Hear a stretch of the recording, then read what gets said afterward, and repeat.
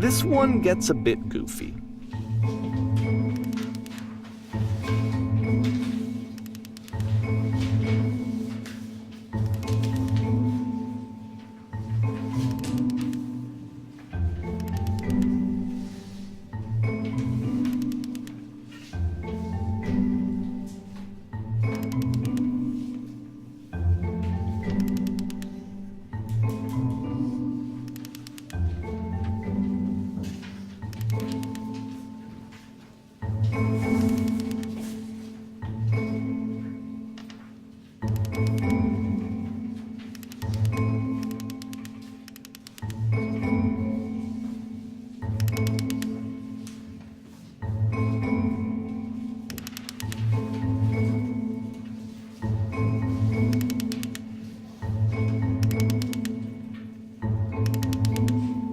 About halfway through the game, the perspective shifts.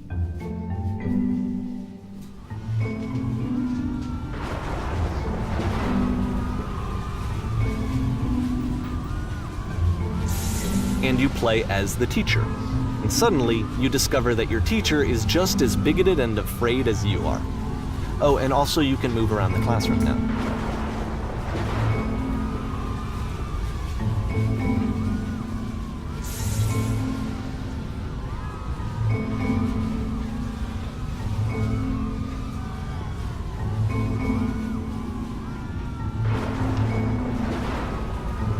I fell pretty hard for this one. I feel like it's one of the most relatable experiences that you can have. To assume that some other person is perfect and totally fulfilled in every way, and completely miss all of the little flaws that make them painfully human. I think about this game a lot these days.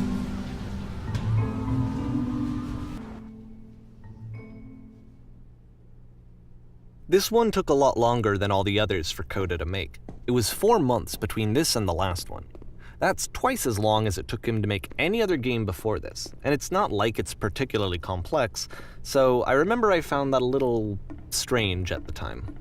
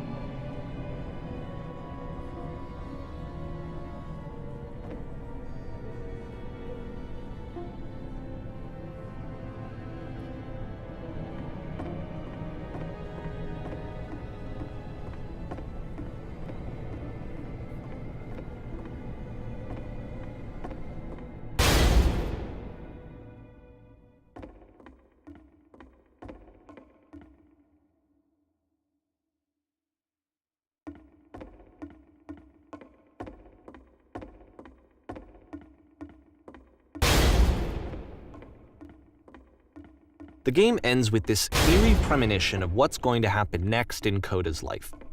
The solution to social anxiety, to fears of having to perform and having to chase success, the answer for Coda is to withdraw, to hide himself away. Which is what leads to scenarios like the stairs that slowed you down several games ago, where it just becomes harder and harder to access Coda's inner landscape because he keeps retreating. He just keeps backing away from possible connections to anyone other than himself. And to be honest, I didn't consider it very healthy when I first played this game. You know, it looked to me like he was trying to justify the idea of just disconnecting yourself from the world. And that wasn't what I wanted for him or for his games. Because I feel like a lot of his games are inviting me to connect with this person, to bring him closer. But what can you do?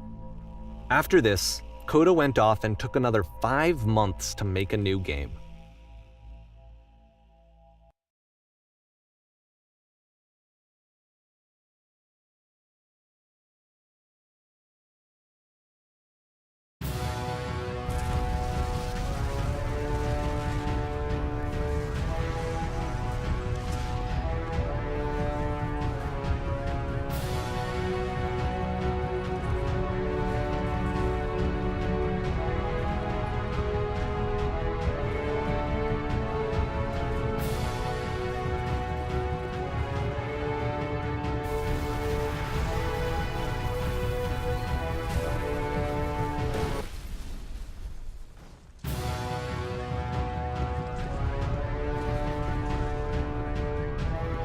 You should probably open your eyes if you haven't already. It's pretty much impossible to solve otherwise.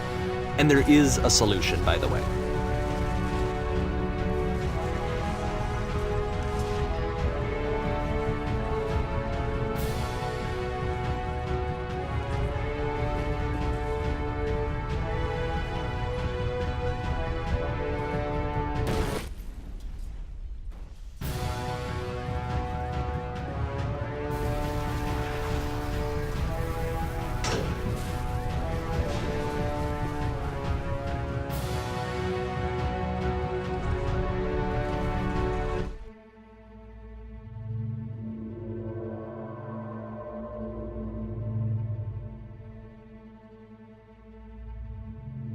Like I said, I was getting concerned.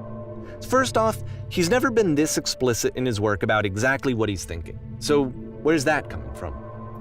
But then even weirder, his work has potentially stopped being an outlet for him. Not like he's having trouble iterating on ideas, but he literally just can't think of new ideas anymore.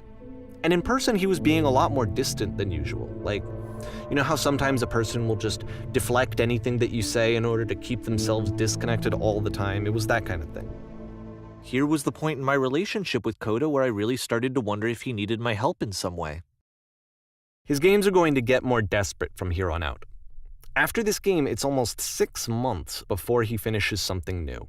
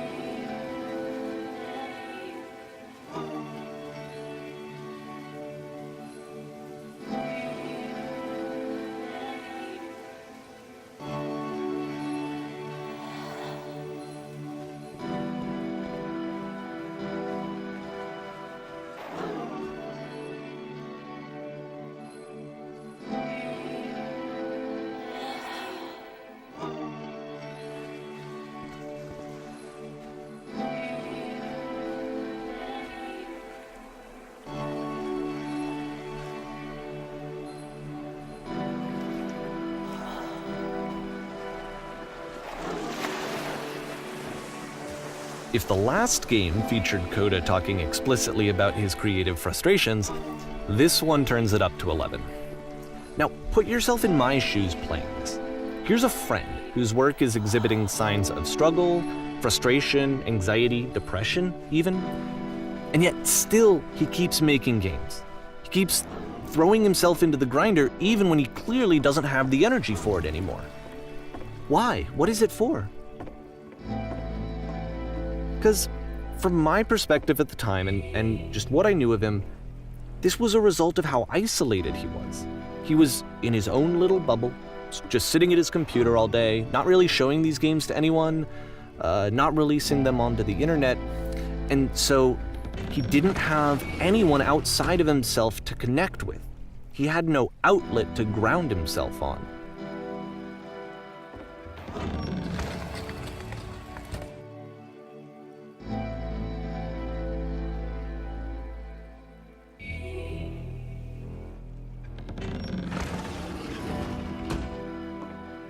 You can't talk yourself out of loneliness. It doesn't work that way.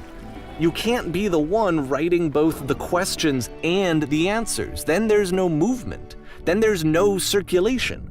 If all of your anxieties are being channeled into your work, then if the work ever fails, you have no backup and you're just going to crash.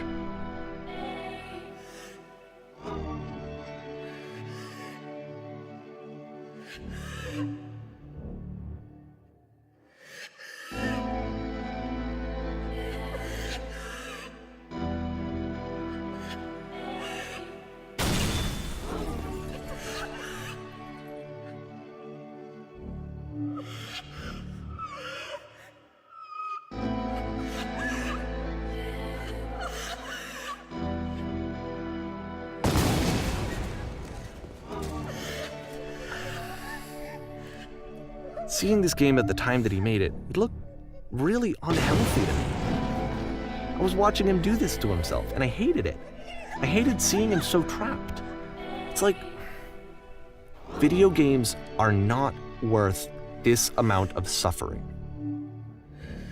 This is someone I really cared about, and I used to get so much joy out of seeing him create. For him to suddenly become angry and frustrated like this, it was the worst thing for me. I don't know. This is what I felt at the time. I don't know how else to explain it. I wanted it to stop more than anything. I had never felt so rotten. I needed more than I had ever needed anything for this to stop. But it didn't stop.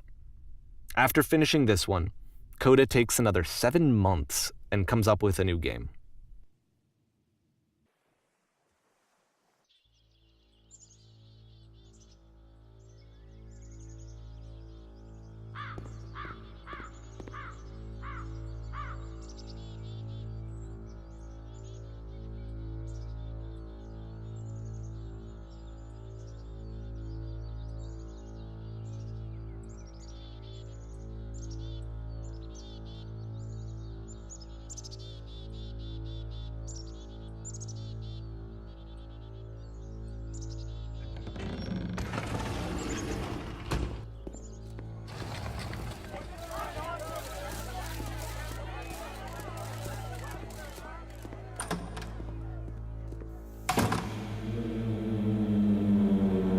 And of course, it's the machine.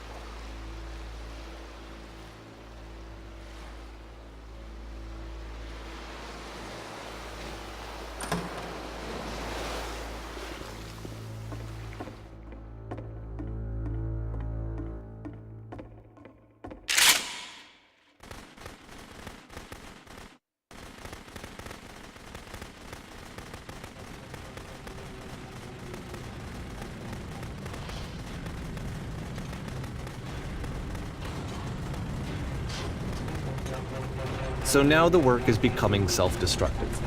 And I'll tell you, at the time that I first played this game, shortly after he made it, here's what I'm thinking to myself. I'm thinking that code is stuck in his own head, and that it's having a very negative effect on him, and that all he needs to do is just start showing his work to people, to get some actual feedback on his games. It might get him out of isolation.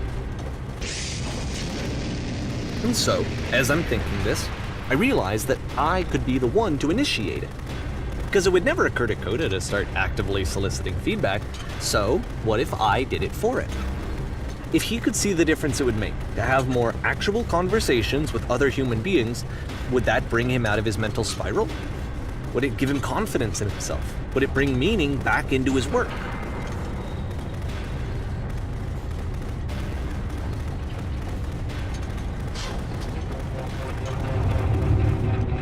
So I started showing Coda's work to people. I took this one, and the islands which you just played, the theater, the notes, the house cleaning game, and some of the prison escape games. I brought them to people that I knew and trusted. I asked their opinions. And the great part is that they really loved his games. You know, the point of it all was just to give him some external reference point, but they genuinely loved his work. There was nothing for him to be afraid of.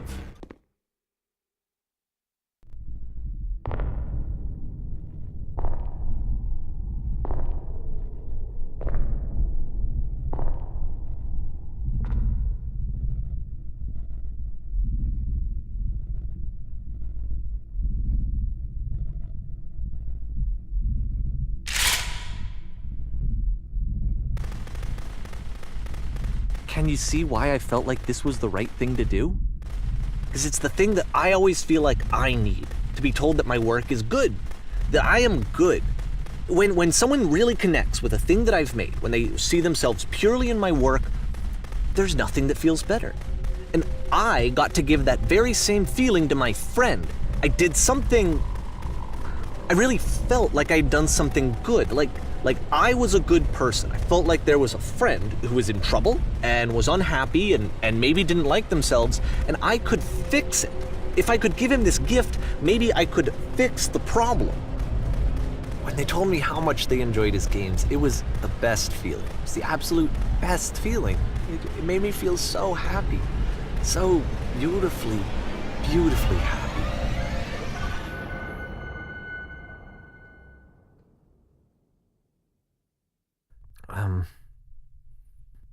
So anyway, Coda finishes this game, and then really he just kind of takes off for a while.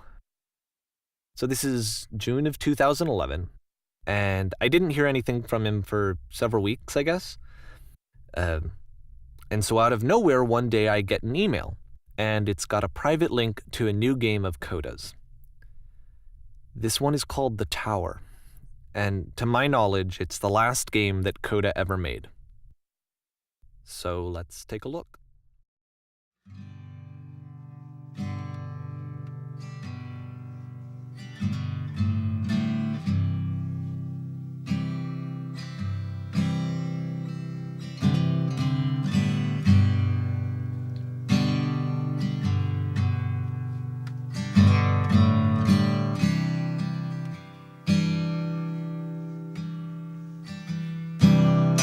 We stay up all night and watch the boats